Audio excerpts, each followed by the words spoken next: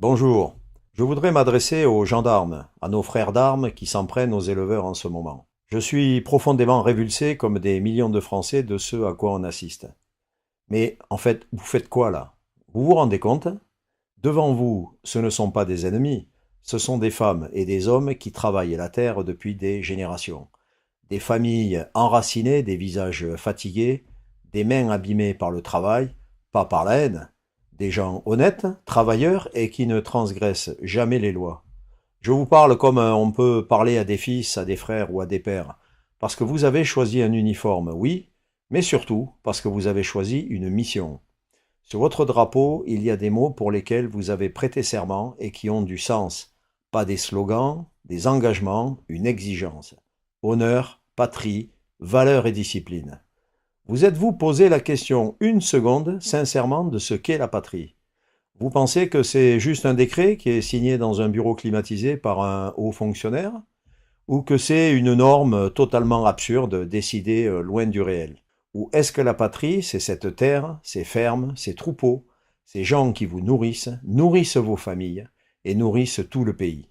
Quand vous participez à la destruction d'un troupeau, ce n'est pas seulement de la matière biologique que vous aidez à effacer, ce sont des vies, un héritage séculaire, notre héritage à tous, notre liberté et un sens à la vie. Et quand on brise ceux qui font vivre la nation, c'est toute la nation qui se fissure. L'honneur, ce n'est pas d'obéir sans penser. L'honneur, c'est de rester humain dans l'exécution de sa mission. C'est de se souvenir que derrière chaque ordre, il y a une conscience. Je ne vous demande pas de choisir un camp. Je vous demande de ne pas oublier ce que vous représentez, ni surtout qui vous servez. Il est encore temps de reculer. Vous êtes en train de devenir les acteurs d'une très mauvaise pièce de théâtre, écrite par ceux qui décident d'en haut, mais qui, eux, ne prendront jamais le moindre risque. Trop lâches pour assumer leur choix, ils délèguent la contrainte, la violence morale et la honte à ceux qui portent l'uniforme, et mesurez bien qu'ils ne vous portent pas plus de considération qu'à vos frères paysans qu'ils vous demandent de mater.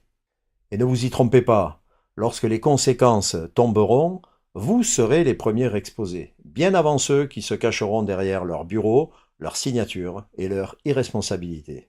Il est encore temps de réfléchir, encore temps de rester fidèle à ce que vous êtes et à ce que votre uniforme vous oblige à être. Je vous le dis, la patrie, ce n'est pas là-haut, la patrie, c'est ici en bas. Elle vous regarde, elle vous juge et elle n'oubliera pas. Faites en sorte que ce soit tout à votre honneur. Sinon, attendez-vous à payer le prix fort d'une révolte généralisée qui commence sérieusement à bourgeonner. Demandez donc à vos chefs si prompts à vous envoyer avec vos blindés mater de pauvres agriculteurs qui ne demandent qu'à travailler et vivre de leur labeur. Pourquoi ils sont si peu enclins à aller mater la vraie rébellion des ennemis de la France dans les 1500 zones de non-droit par exemple? Je vous rappellerai votre serment. Je jure fidélité à la France.